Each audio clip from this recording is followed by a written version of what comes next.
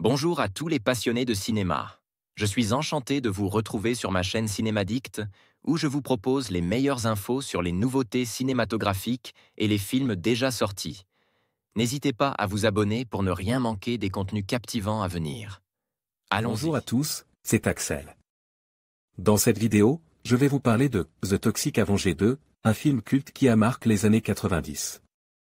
Je vais partager avec vous mes impressions sur les personnages, l'intrigue et bien sûr, l'humour décalé qui caractérise cette œuvre. Est-ce que ce film réussit à capturer l'esprit du premier opus? Ou est-ce qu'il tombe dans les pièges de la suite ratée? Restez avec moi pour découvrir ma critique détaillée et mes réflexions sur ce classique du cinéma de série B. Bonjour chers lecteurs, comme promis je reviens pour vous faire cette critique, alors que je viens de voir la deuxième partie de la génialissime franchise de films phares de la compagnie Troma Entertainment. Je veux bien entendu parler de The Toxic Avenger. Et celui qui nous intéressait aujourd'hui est le deuxième film. Je vous conseille très fortement de lire la critique que j'ai faite du premier volet qui vous expliquera un peu toutes les bases et vous mettra tout de suite dans l'ambiance, Troma et Toxic Avenger. Mais assez de blabla, passons au vif du sujet.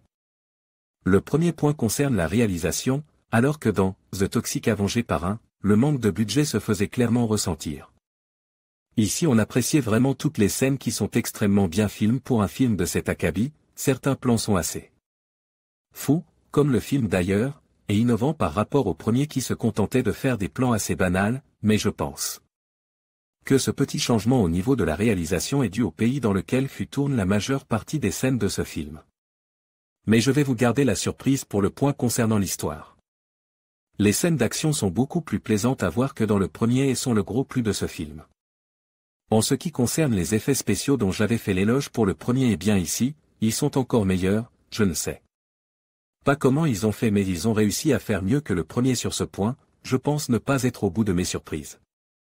Quand je découvrirai le 3 et le 4, je ne vais pas tout vous énumérer mais, j'ai un coup de cœur pour la prothèse masque du Toxic Avenger, qui est d'une beauté, relative certes, et d'un detail à tous les niveaux, bravo à celui qui l'a faite. C'est ainsi que nous passons au deuxième point. Et nous arrivons au point qui divise tout le monde dans ce genre de production, vous savez déjà que moi j'adore, il s'agit des acteurs dans les séries B. Alors que le premier ne contenait pas vraiment de bons acteurs, dans celui-là il y en a qui se démarquent et qui ne jouent pas si mal, bon ils ne sont quand même pas très nombreux dans ce cas-là. Il y a bien sûr mes acteurs favoris de série B, ceux qui surjouent leur rôle et on peut dire que j'ai été servi avec ce film, des méchants qui rigolent de façon extrêmement forte parce qu'ils sont méchants et c'est ce que les méchants font, aux villageois de base. Qui crient de façon tout à fait exagérée pour la libération de sa ville, il y en a pour tout le monde. Bien sûr les acteurs les plus drôles à voir à l'œuvre ce sont ceux du pays que Toxi va visiter durant cet opus et dont je vais parler. Tout de suite dans le troisième point.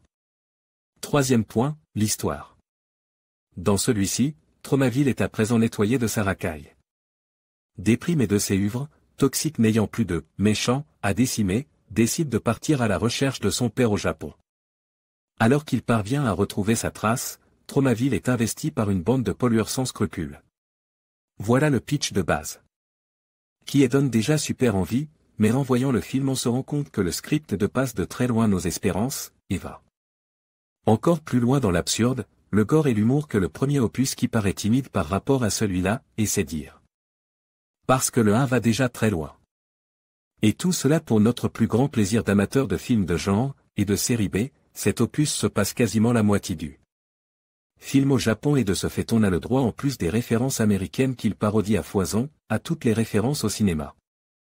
De genre japonais, des kabuki aux samouraïs en passant par les ninjas, j'en passe et des meilleurs, c'est un plaisir de voir cette abondance de références culturelles japonaises, et on se rend compte que l'auteur du scénario est un fan du cinéma de genre japonais, Lloyd Kaufman.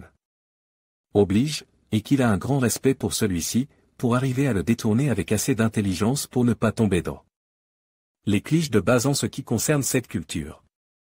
On ressent aussi une patte très japonisante au niveau de la réalisation qui des fois ressemble plan par plan à de célèbres films de genre japonais.